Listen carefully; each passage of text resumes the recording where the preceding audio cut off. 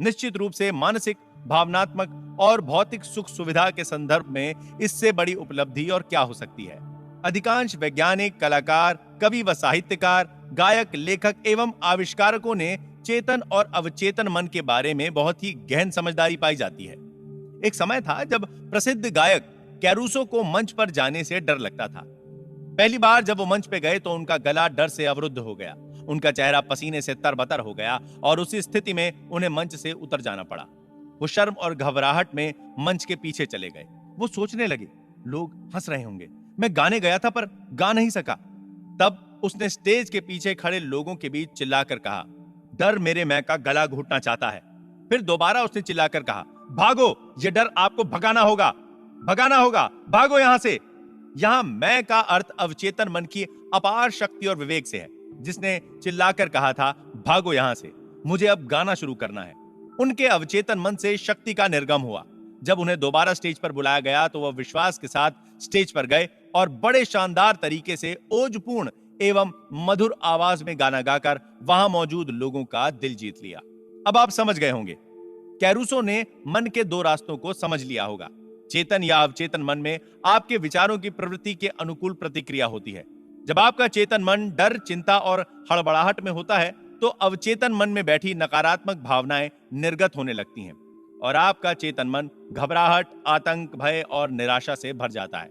जब कभी आपके साथ ऐसा हो तो कैरूसो की तरह नकारात्मक विचारों के समक्ष पूरे साहस और विश्वास के साथ अपने मन में कहो, शांत रहो, धीरज रखो, मैं नियंत्रण में हूं, आपको मेरा आदेश मानना होगा, मेरा आप पर अधिकार है, आप यहां नहीं आ सकते, यहां आपकी जरूरत नहीं है।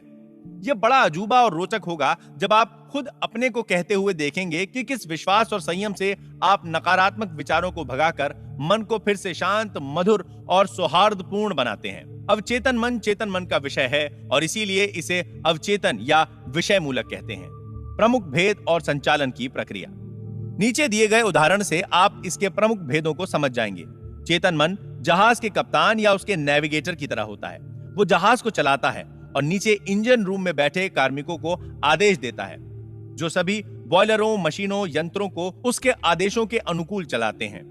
मशीन रूम में काम कर रहे कार्मिकों को यह पता नहीं होता कि वे कहां तथा किस ओर जा रहे हैं, वे केवल आदेशों का पालन करते हैं। कप्तान अपने कंपास और अन्य यंत्र के आधार पर यदि गलत या अधूरा आदेश देता है तो वे पहाड़ से टकरा सकते हैं, क्योंकि उनका काम आदेश पर काम करना है। कार्मिक जन कप्तान से सवाल नहीं कर सकते, वे केवल आदेश का पालन करते हैं। कप्तान जहाज का बादशाह है, उसके आदेशों का पालन होता है। ठीक इसी तरह आपका चेतन मन कप्तान है, आपके जहाज का नेविगेटर है, जिसका रूप आपका शरीर है, आपके आसपास का वातावरण है और आपके अपने मामले हैं। आपका अवचेतन मन आपका आदेश लेता है, जिन पर आपका चेतन मन विश्वास करता है और सही मानकर स्वीकार कर लेता है। जब आप ये बार बार कहते हैं, मैं ये नहीं कर सकता, मेरे बस में नहीं है, तब आपका अवचेतन मन आपके शब्दों को स्वीकार कर लेता है और ऐसी स्थिति पैदा कर देगा कि आप अपनी चाहत की वस्तु या आप जो चाहते हैं वो काम नहीं कर पाएंगे। जब आप ये कहते रहोगे, मैं ये कार नहीं खरीद सकता, यूरोप की यात्रा नहीं कर सकता, ये घर नहीं खरीद सकता, ये सूट, ये पतलून नहीं खरीद सकता, तब तक ये जान लो कि आपका अवचेतन मन आपके नकारात्मक आदेशों का पालन करता रहेगा और जीवन भर आप अभावों में जीते रहेंगे। पिछले वर्ष क्रिसमस से पूर्व यूनिवर्सिटी की एक सुंदर छात्रा ने एक स्टोर विंडो में एक कीमती सफारी बैग देखा था। वो अपने घर न्यूयॉर्क जाने वाली थी। वो कहने वाली ही थी कि मैं ये बैग नहीं खरीद सकती, तभी उसे मेरा लेक्चर याद आया, जिसमें उसने सुना था, कभी नकारात्मक वाक्य अधूरा मत छोड़ो, फौरन उसे उलट दो और देखोगे कि आपके जीवन में क्या जादू होता है। उसने कहा, यह बैग मेरा है, यह बिक रहा है, मैं मन में इसे स्वीकार करती हूं और मेरा अवचेतन मन देखेगा कि यह मुझे मिलता है। उसी शाम क्रिसमस से पूर्व की संध्या में उसके मंगेतर ने ठीक वैसा ही बैग उपहार में दे दिया जिसे उसने सुबह 10 बजे अपनी मन की आंखों से देखा था। उसने अपने मन को आशापूर्ण भावनाओं से भर दिया और उसे भीतर के मन को सौंप दिया, जो काम को पूरा करने में सिद्धहस्त है।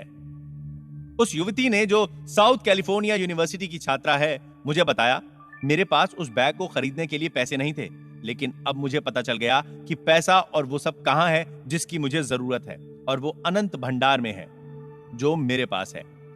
दूसरा उदाहरण यह है, जब आप कहते हैं कि मुझे मशरूम पसंद नहीं है और वो अवसर आता है जब आपको सलाद या सॉसेज में परोसा जाता है और आपका पेट गड़बड़ हो जाएगा, क्योंकि आपका अवचेतन मन आपसे कहता है गुरु को मशरूम पसंद नहीं है। ये आपके चेतन मन और अवचेतन मन में काम करने के तरीकों में अंतर का एक दिलचस्प उदाहरण है। एक महिला कहती है, मैं रात में कॉफी पी लेती हूं तो मेरी नींद रात में 3 बजे खुल जाती है। जब कभी वो कॉफी पीती है, उसका अवचेतन मन धीरे से टोक देता है, गुरु चाहता है कि आप रात भर जागती रहो।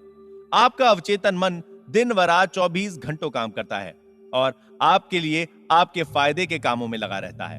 आपकी रोजमर्रा की आदतों के परिणाम आपकी गोद में डालता रहता है। कुछ महीने पहले मुझे एक महिला ने लिखा, मैं 75 साल की एक विधवा हूं। मेरे परिवार के सब लोग अपनी अपनी जिंदगी में व्यस्त हैं। मैं अकेली पेंशन पर अपना जीवन निर्वाह कर रही हूं। मैंने अवचेतन मन पर आपका व्याख्यान सुना था, जिसमें आपने कहा था कि विचारों को अवचेतन मन में बार बार दोहराकर विश्वास और आशा के साथ कहा जाए तो वे सफल हो जाते हैं। मैंने अक्सर आशापूर्ण भाव से दोहराना शुरू किया, कोई मुझे चाहता है। मैं एक दयालु, प्यार करने वाली आध्यात्मिक व्यक्ति से शादी करके सुखी और सुरक्षित जीवन व्यतीत कर रही हूं। मैं इसे 2 सप्ताह तक दिन में कई बार दोहराती रही। एक दिन पास की दवा की दुकान पर मेरी भेंट एक रिटायर्ड फार्मासिस्ट से हुई। मैंने महसूस किया कि वो एक समझदार, धार्मिक और दयालु प्रवृत्ति का व्यक्ति है। वो मेरी प्रार्थना का पूर्ण रूप से उत्तर था। 1 सप्ताह के अंदर ही उसने मेरे सामने विवाह का प्रस्ताव रख दिया और अब मैं उसके साथ हनीमून पर यूरोप की यात्रा कर रही हूं। अब मैं जान चुकी हूं कि मेरे अवचेतन मन के विवेक ने हम दोनों को एक दैवी शक्ति के जरिए मिला दिया है। उस महिला को पहली बार यह पता चला कि खजाना उसी के पास है। उसकी प्रार्थना उसके हृदय से निकली थी और उसका निर्णय अवचेतन मन के रसाकर्षण में डूब गया, जो रचनात्मक माध्यम है। जैसे ही वो अपनी चाहत को मूर्तिमान करने में सफल हुई, उसके अवचेतन मन ने आकर्षण के सिद्धांत पर उत्तर खोज निकाला। निर्णय करो कि आप जिन बातों को सोचते हो वे सच्ची हैं, निष्कपट हैं, न्यायपूर्ण हैं, पवित्र हैं, सुंदर हैं, अच्छी मानी जाती हैं। यदि कोई सद्गुण है और यदि कहीं प्रशंसा है तो उन्हीं बातों को सोचें। खजाना आपके भीतर है। अपनी हार्दिक इच्छाओं की पूर्ति के लिए अपने भीतर झांक कर देखें। सभी युगों में महापुरुषों का विलक्षण रहस्य यही था कि वे अवचेतन मन की शक्तियों से संपर्क करके उसका उपयोग करने में दक्ष थे। आप भी चाहकर ऐसा कर सकते हैं। आपके अवचेतन के पास आपकी सभी समस्याओं का समाधान है। यदि आप अपने अवचेतन मन से सोने से पहले कहते हैं मुझे 6 बजे उठना है, वो आपको समय पर उठा देगा। आपका अवचेतन मन आपके शरीर का निर्माता है। रोज रात को स्वस्थ और प्रसन्न विचारों के साथ सोने जाएं।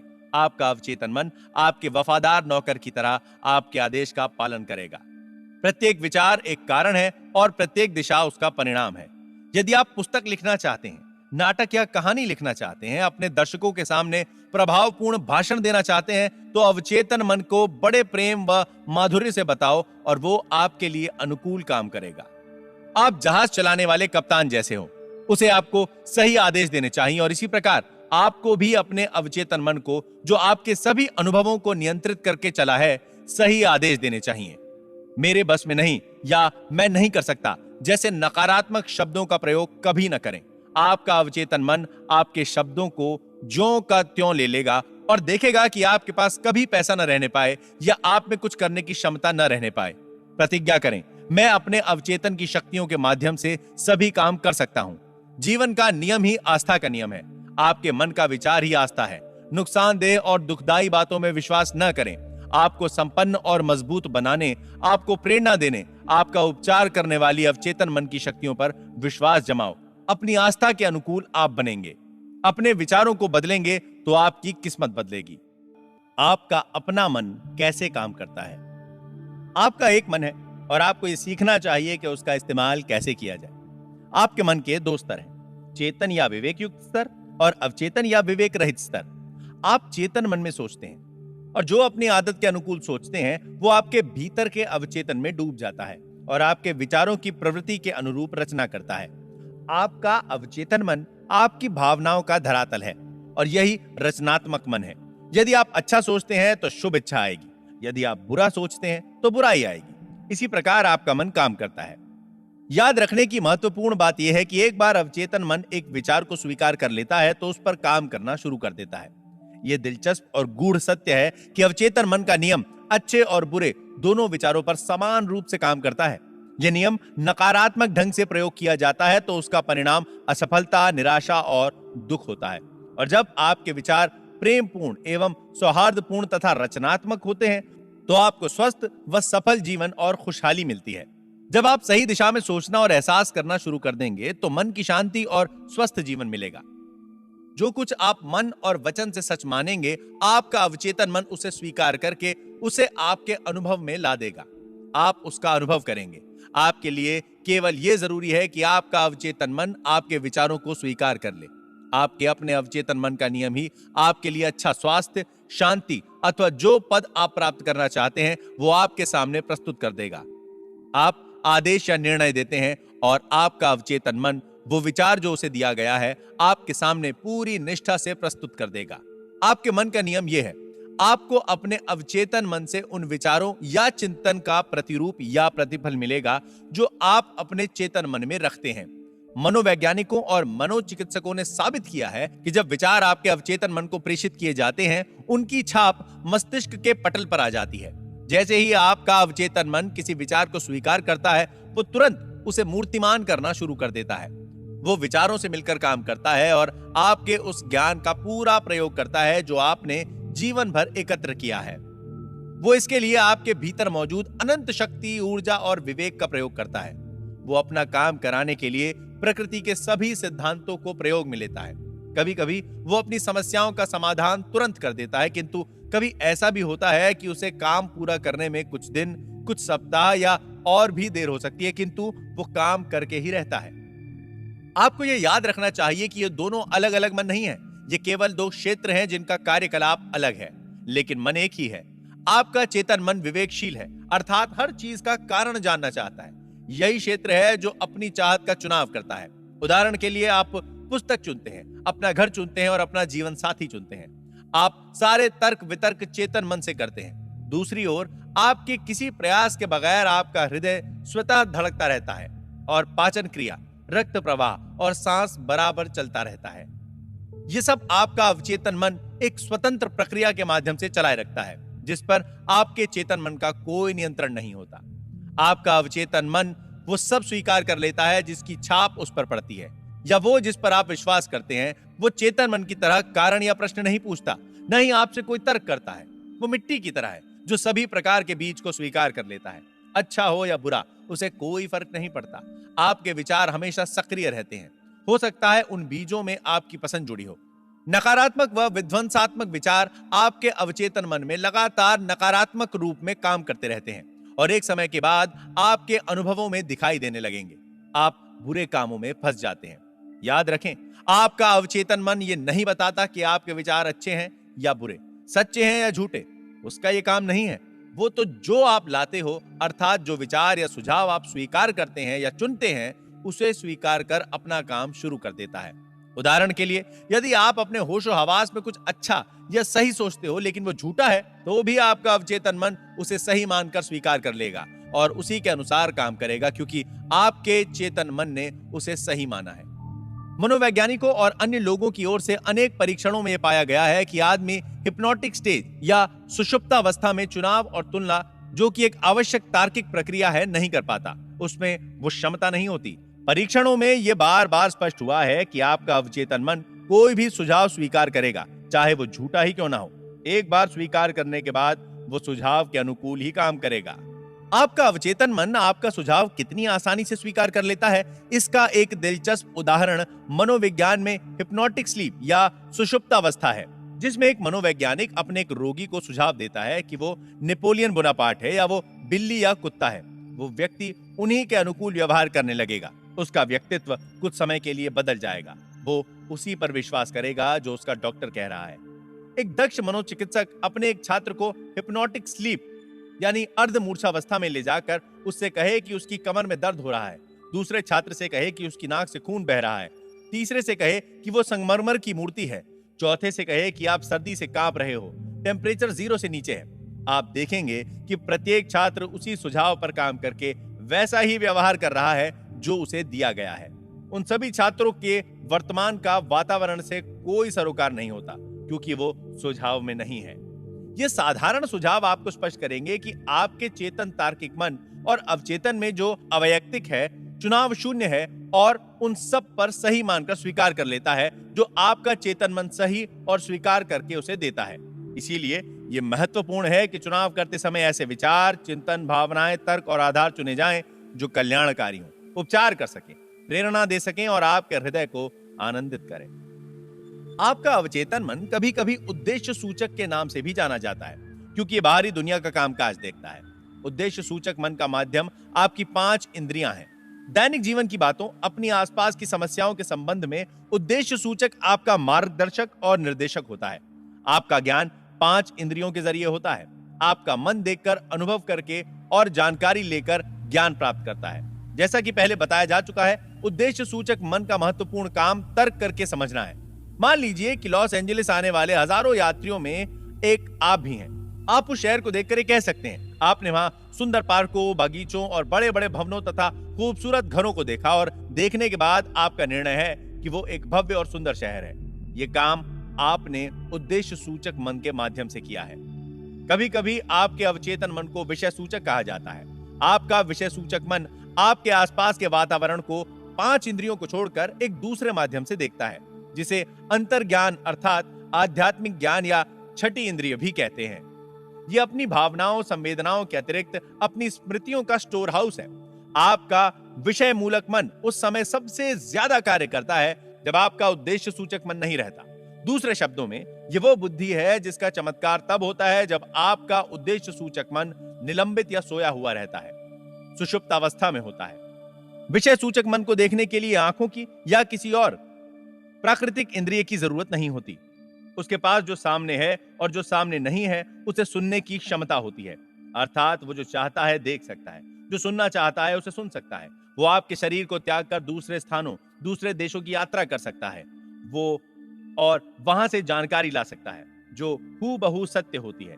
मनोवैज्ञानिक इसे एस्ट्रे ट्रैवलिंग कहते हैं। विषय सूचक मन के जरिए आप दूसरे की भावनाओं व विचारों को पढ़ सकते हैं। आप बंद लिफाफे के पत्र का विषय पढ़ सकते हैं, तिजोरी के बंद कागजों के विषय में जान सकते हैं। आपका विषय सूचक मन किसी संचार साधन के बिना दूसरे व्यक्ति के मन की बात जान सकता है। इसीलिए यह बहुत जरूरी है कि हम अपनी प्रार्थना का सही प्रयोग करने के लिए उद्देश्य सूचक और विषय सूचक मन के बीच संबंध या आदान प्रदान को भली प्रकार समझ लें। आपका अवचेतन मन तर्क वितर्क नहीं कर सकता, इसीलिए यदि आप उसे गलत सुझाव देंगे, वो उसे सच मानकर अपना काम शुरू करके उन्हें दशा, अनुभव या घटनाओं के रूप में पेश कर देगा। आपके साथ जो बातें हुई हैं वे आपके विचारों की छाप के आधार पर हुई हैं, जो अपनी आस्था के अनुकूल आपने अवचेतन मन को दिए हैं। यदि आपने अपने अवचेतन को अशुद्ध या गलत विचार प्रेषित किए हैं और उन्हें आप हटाना चाहते हो, तो उनके स्थान पर रचनात्मक और सौहार्दपूर्ण विचारों को बार बार दोहराएं, जिससे आपका अवचेतन उसे स्वीकार करता है। इस प्रकार विचारों और जिंदगी की एक नई और स्वस्थ आदत डालें, क्योंकि आपका अवचेतन मन आदतों का कार्यस्थल है। आपके अवचेतन मन के रोजमर्रा के विचार आपके अवचेतन मन में गहराई से उतरकर एक आधार बना लेते हैं। यदि आपके दैनिक जीवन के विचार सौहार्दपूर्ण, शांतिमय और रचनात्मक हैं, तो आपके लिए यह बहुत ही उपयोगी है। यदि आप भय, परेशानी और विचारों के अन्य प्रकार से विध्वंसात्मक स्वरूप में मशगूल रहे हैं, तो इसका उपाय यह है कि अवचेतन मन की दैवी शक्तियों को याद करें और स्वतंत्रता, सुख तथा संपूर्ण स्वास्थ्य का आदेश दें। आपका अवचेतन मन चूंकि रचनात्मक है तथा दैवी शक्ति से परिपूर्ण है, वो स्वतंत्रता और खुशी की संरचना करना शुरू कर देगा, जिसका आपने आदेश दिया था।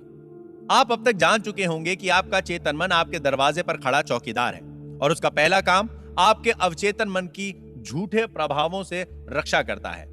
आप अब मन के बुनियादी नियमों में एक नियम को जान चुके हैं।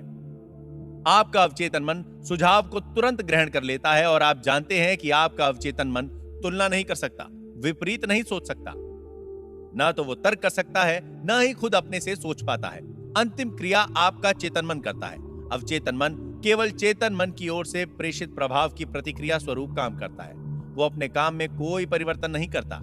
सुझाव की शक्ति कितनी प्रबल होती है, इसका एक अच्छा उदाहरण नीचे दिया जा रहा है। मान ले कि आप पानी के जहाज में यात्रा कर रहे हैं। आपको डॉक पर एक डरपोक जैसा दिखने वाला यात्री दिखाई देता है। आप उससे कहते हैं, लगता है आप बीमार हो, आपका चेहरा पीला जर्द हो गया है, मुझे डर है कहीं आपको सी सिकनेस ना हो जाए, चलिए मैं आपको आपके केबिन तक पहुंचा देता हूं। यात्री सचमुच में पीला पड़ने लगता है। आपका सी सिकनेस का सुझाव उसके डर में मिल जाता है।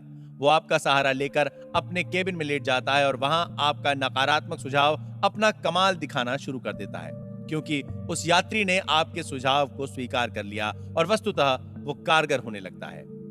एक ही सुझाव के विभिन्न परिणाम।